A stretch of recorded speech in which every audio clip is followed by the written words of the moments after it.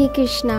কৌশিক অমাবস্যা 2025 সালে মহিলাদের জন্য বিশেষ উপদেশ ও পালনীয় কাজ। কৌশিক অমাবস্যা হলো এক মহাপবিত্র তিথি যা শ্রাবণ মাসে অমাবস্যা তিথিতে পালিত হয়। এই তিথিটি বিশেষত মা কৌশিকী দুর্গার উপাসনা করার জন্য বিখ্যাত।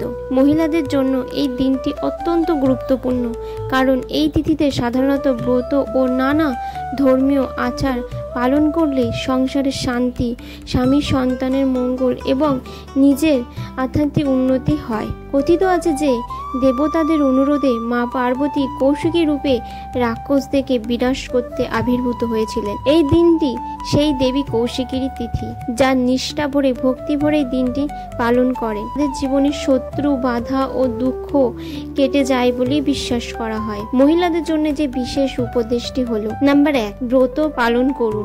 এই দিন মহিলারা উপবাস করে দেবী কৌশিকীর ব্রত পালন করেন। উপবাসে অর্থ শুধু না খাওয়া নয়, বরং মন, বাক্য ও শরীরকে পবিত্র রাখা।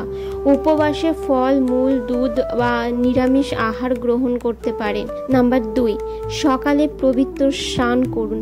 সকালেই উঠে গঙ্গা জল বা পবিত্র জলে স্নান করুন। স্নানের সময় মনের মধ্যে দেবীর নাম জপ করুন।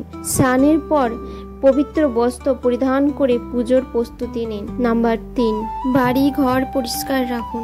এই দিন নিজের ঘর, রান্নাঘর ও পুজোর ঘর পরিষ্কার রাখুন। রান্নায় পেঁয়াজ, রসুন, মাছ, মাংস সম্পূর্ণভাবে এড়িয়ে চলুন। নখ, চুল কাটা, রং করা বা প্রসাধন সামগ্রী ব্যবহার করা থেকে বিরত থাকুন। দেবী কৌশিকী বা মা কালী পুজো করুন। মা কৌশিকী কালী বা দুর্গার চিত্র বা মূর্তির সামনে রেখে পুজো করুন। ঘরে মাটি প্রদীপ জ্বালান এবং নিচে উপচারগুলো দিন, যেমন হচ্ছে লাল ফুল, লাল চন্দন, কুসুম, সিঁদুর, বাতাসা, নারকেল, দুধ ও মধু। নাম্বার 5, দেবীর 108টা নাম বা চণ্ডী পাঠ করুন। চণ্ডী পাঠ বা দুর্গা সপ্তশতী পাঠ করলে দেবী বিশেষভাবে সন্তুষ্ট হন।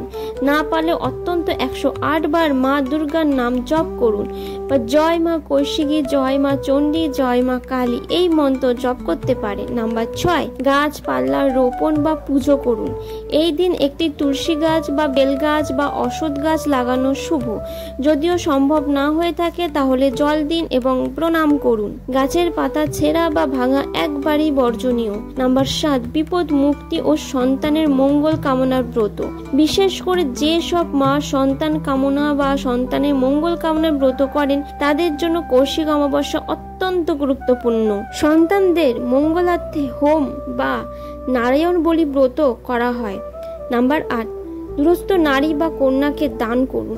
এই দিন দান করলে তা অশেষ ফলদায়ী হয়। তাই সিঁদুর, শাঁখা, লাল শাড়ি, চুড়ি, খাবার বা কিছু অর্থ যে কোনো কিছু কন্যাকে দান করতে পারেন। নাম্বার 9, গুরুজন ও স্বামীকে প্রণাম করুন। এই দিন ঘরে বয়োজ্যেষ্ঠদের আশীর্বাদ গ্রহণ করুন। বিবাহিত মহিলারা স্বামীকে প্রণাম করে মঙ্গল কামনা করুন। নতুন কোনো অশুভ কাজ শুরু করবেন না। নতুন চুল কাটা, পার্টি, উচ্চ স্বরে গান বাজনা, ঝগড়া, মাছ, মাংস, মদ সেবন সবই কিন্তু নিষেধ। এই দিন সম্পূর্ণভাবে অন্তর্মুখী এবং ভক্তিময় হয়েই কাটানো উচিত। কৌশিক অমাবস্যায় 5টি ফলস্বরূপ কাজ। 1 হচ্ছে পিতৃতর্পণ ও পূর্বপুরুষের শান্তির জন্য অঘ্র প্রদান। 2 হচ্ছে মা কৌশিকীর কাছে মনের ইচ্ছে প্রকাশ করে প্রার্থনা করা। নাম্বার 3 হচ্ছে নীরবে বসে ধ্যান ও আত্মা পরিশুদ্ধির চর্চা। নাম্বার 4 হচ্ছে যে কোনো মনোকামনা পূরণে 5 বার দুর্গা স্তোত্রটি পাঠ করা। নাম্বার 5 হচ্ছে রাতে মা কালীর চরণে প্রদীপ জেলে প্রার্থনা করা। অমাবস্যার দিনে রাতভর পবিত্রতা ও নির্জনতা বজায় রাখুন। যতটা সম্ভব কোনো ক্রোধ, ঈর্ষা বা তীব্র অনুভূতি থেকে নিজেকে রক্ষা করুন। সংসারে ধর্ম, আধ্যাত্মিক জীবনে ভারসাম্য রাখা এই দিনে মূলত বার্তা। তো কৌশিক অমাবস্যা শুধু পুজো বা ব্রতের দিন নয়, এটি একজন নারী হিসেবে নিজের শক্তি, করুণা ও অন্তর্নিহিত দেহত্বর প্রতি শ্রদ্ধা জানাবার একটি পবিত্র সুযোগ। এই দিন পালন করে জীবনের সাফল্য, শান্তি এবং ঈশ্বরের আশীর্বাদ সহজেই লাভ করা যায়। আপনাদের যদি ভিডিওটি ভালো লেগে থাকে তবে লাইক, শেয়ার করে ভক্তির সাথে চ্যানেলটিকে সাবস্ক্রাইব করতে ভুলবেন না। জয় মা কৌশিকী দেবী জয়।